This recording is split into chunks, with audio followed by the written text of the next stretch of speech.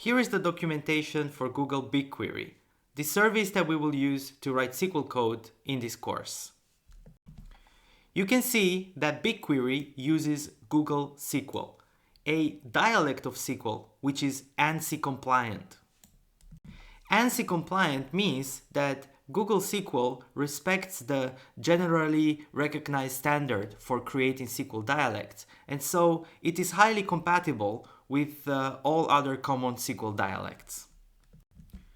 As you can read here, Google SQL supports many types of statements, and statements are the building blocks that we use in order to get work done with SQL.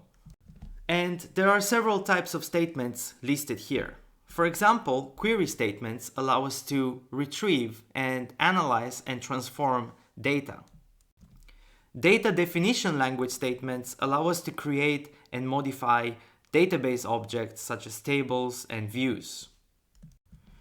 Whereas data manipulation language statements allows us to update and insert and delete data from our tables.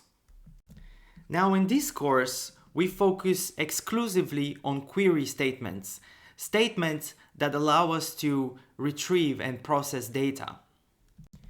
And the reason for this is that if you're going to start working with BigQuery, you will most likely start working with this family of statements.